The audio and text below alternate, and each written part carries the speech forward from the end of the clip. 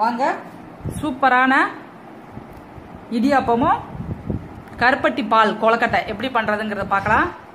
R Manjula's கிச்சனுக்குள்ள போலாம் வாங்க.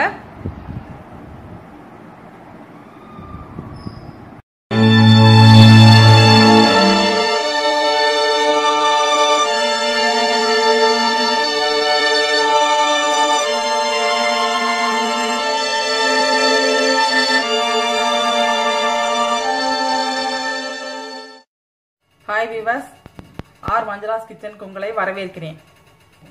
நம்ம இன்னைக்கு என்ன பார்க்க போறோம்னா கருப்பட்டி பால் கொலக்கட்டை பார்க்க போறோம். கருப்பட்டி வச்சு வெல்லம் இல்லாம கருப்பட்டி வச்சு ஒரு பால் கொலக்கட்டை. நான் கருப்பட்டில தண்ணி ஊற்றி வச்சுக்கிறேன். இதை ஃபுல்லா பால் காய்ச்சி எடுத்துக்கலாம். முதல்ல பாகு கிடையாது, இது கரையிற வரைக்கும் அடுப்புல வச்சு வடிகட்டி எடுக்கணும். ஏன்னா இதுல கல்லுகள் நிறைய இருக்கும், அதனால வடிகட்டி எடுத்துக்கலாம். இதுல 2 கப்பு நான் அரிசி மாவு எடுத்துக்கிறேன். இதுக்கு தக்க நமக்கு தேவையான பாகு கரைசல் ஊத்துனா போதும். இது நிறைய போட்டிருக்கேன்னு நினைக்காதீங்க. இது காய்ச்சி நான் எடுத்து வச்சுக்கிறதுக்காக காய்ச்சறேன். இதுக்கு தேவையான 2 கப்புனா நம்ம 2 கப்பு ஊத்துனா போதும். நம்ம இப்ப இதுல கொஞ்சம் தண்ணி ஊத்தி வச்சிருக்கேன். இதை அடுப்புல வச்சிருவோம், கொஞ்சம் கரையட்டும். இதுக்கு நான் வெந்நீர் வச்சிருக்கிறேன். வெந்நியை ஊத்தி பிணைஞ்சிக்கலாம்.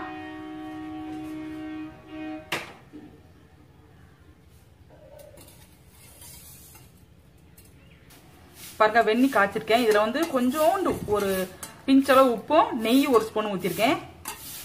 நெய் ஊத்தினா நமக்கு நல்லா சாஃப்டா வரும். அதே மாதிரி வெந்நி ஊத்தி பிணைஞ்சினாலும் சாஃப்டா வரும். இதுல கொஞ்சம் கொஞ்சமா ஊத்தி நான் இதை பிணைஞ்சிக்கிறேன். இந்த அளவுக்கு நம்ம நல்லா கொஞ்சம் பிணைஞ்சு விட்டுட்டு, இது கையை வச்சு இப்ப தொட முடியாது, பயங்கர சூடா இருக்கும். நல்லா அப்படியே கரண்டி வச்சேமும் கிண்டி விட்டுட்டு இதை கொஞ்ச நேரம் மூடி வச்சிடலாம், கொஞ்சம் ஆறட்டும். அதுக்கப்புறம் நம்ம கை பொறுக்கிற அளவுக்கு இருந்தா பிணைஞ்சிக்கலாம். ஓகேயா? இது அப்படி நம்ம ஆற வச்சிடலாம். பாருங்க, நல்லா மாவை பிணைஞ்சு வச்சிருக்கேங்க. முதல்ல நம்ம பிணையும் போலதான் இந்த அப்படி கையில ஒட்டும். அதுக்கப்புறம் பாருங்க, இது ஒட்டினாலும் ஒட்டாது. இந்த அளவுக்கு நம்ம பிணைஞ்சு வச்சுக்கலாம். பிணைஞ்சு வச்சுட்டு இது நம்ம நல்லா உருண்டை உருண்டையா செஞ்சுக்கலாம். சின்ன சின்ன உருண்டையெல்லாம் செஞ்சுக்கிடுவோம். செஞ்சுட்டு நான் இட்லி கொப்பரையில வச்சு அந்த நல்லா ஆவியில வேக வச்சு எடுத்துக்கிறேன். இந்த உருண்டைகளை எல்லாம் அப்படி நல்லா உருண்டை செஞ்சு நல்லா ஆவியில வேக வச்சு எடுத்துக்கலாம். நம்ம இதுல நம்ம இடியாப்பம் பிழியலாங்க, சூப்பரா வரும். இந்த மாதிரி மெத்தட்ல நம்ம இடியாப்பம் பிழிஞ்சாலும் நல்லா வரும். அழகா நல்லா எண்ணெய் ஊத்திருக்கோம், நெய் ஊத்திருக்கோமா, நல்ல மணமா வரும். இந்த உருண்டைகளை அப்படி நல்லா அப்படி ரொம்ப அமுக்கி உருட்டக்கூடாது. நல்லா சாஃப்டா பஞ்சு போல இப்படி நல்லா பாத்தீங்களா, பால் பார்க்கவே அழகா நல்லா சைனிங்கா இருக்கு பாருங்க, வெந்நீர் ஊத்தி பண்ணதுனால. இது நல்லா நம்ம நிறைய உருட்டி இட்லி கொப்பரையில வச்சு வேக வச்சு எடுத்துக்கலாம். இப்ப பாருங்க, நான் நல்லா வேக வச்சு எடுத்துட்டேன். உருண்டையில எல்லாம் பாத்தீங்களா நல்லா சைனிங்கா இருக்கு. நல்லா சைனிங்கா இருந்தாலே நம்மளுக்கு வெந்துருச்சுன்னு அர்த்தம். நல்லா இது நல்லா கொஞ்சம் ஆறட்டும். ஆறவும் நம்ம இந்த பாகுல போட்டுடலாம். பாருங்க, கருப்பட்டி பாகு நான் இப்ப எடுத்து வச்சிருக்கேன். கருப்பட்டியை கரைய வச்சு வடிகட்டி எடுத்து 2 கப்பு ஊத்திருக்கேன். 2 கப்பு ஊத்தி அதுல 2 கப் தண்ணி ஊத்திருக்கேன்.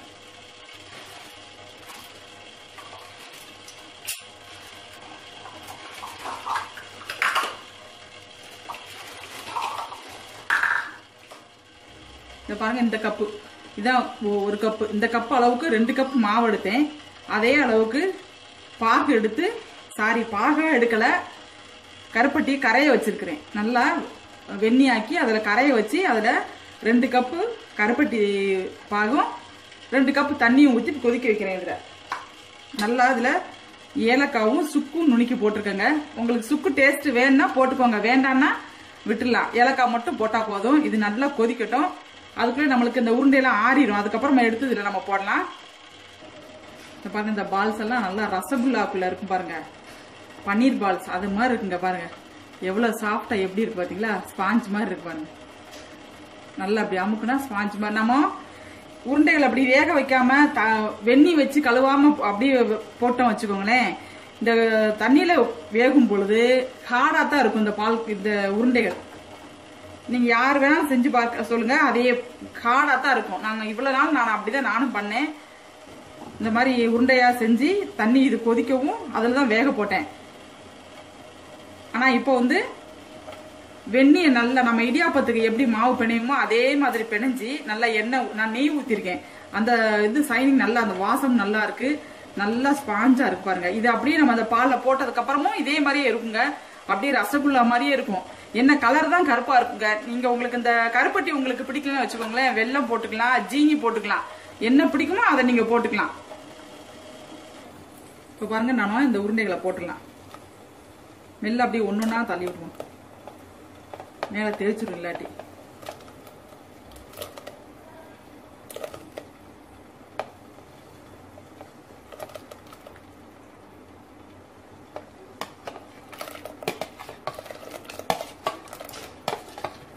இது நல்லா கொதிச்சு மேல வந்துருச்சுன்னு வச்சுக்கோங்களேன், அப்படியே நம்ம இறக்கிடலாம்.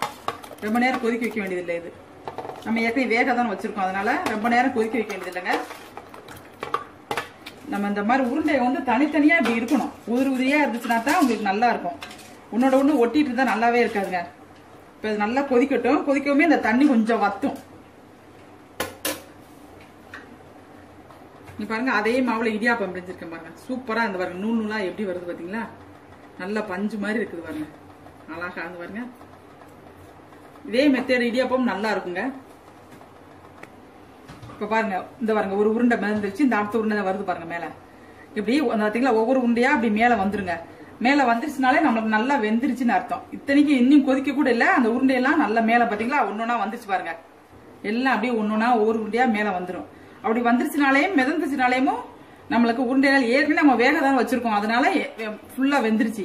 நீங்க வேக வைக்காம இதுலயே உருட்டி போட்டீங்கன்னா இந்த மாதிரி மிதந்து வர்ற வரைக்கும் அது வேக விடணும். அதுக்கப்புறமா நம்ம இறக்கிக்கலாம்.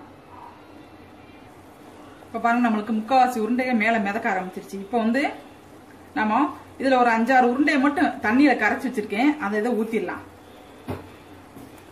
அதை ஊத்துனோம்னா கொஞ்சம் அந்த பாகு வந்து திக்காகும், அதுக்காக தான் ஊத்துறேன்.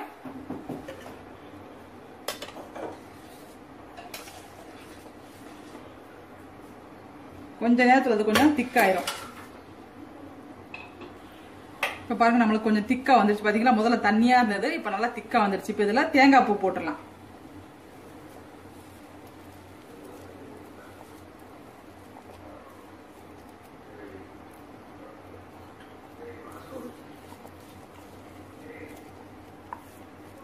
நீங்க துருவி கூட போடலாம். நான் மிக்சியில ஒரு அடி அடிச்சு போட்டுக்கிறேன், நீங்க துருவி கூட போட்டுக்கலாம்.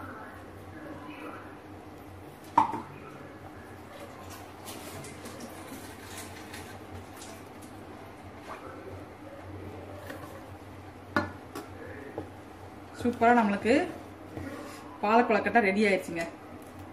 கலரே முதல்ல ரொம்ப கருப்பா இருந்த மாதிரி இருந்துச்சு பாருங்க, இப்ப கொஞ்சம் நல்லா கலர் வந்துருச்சு பாத்தீங்களா? இப்போ சூப்பரா இருக்கும்.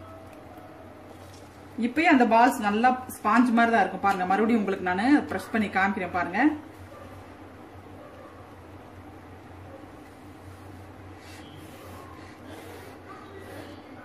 பாருங்க, சாரி உள்ள விழுந்துருச்சு, வழுகுது.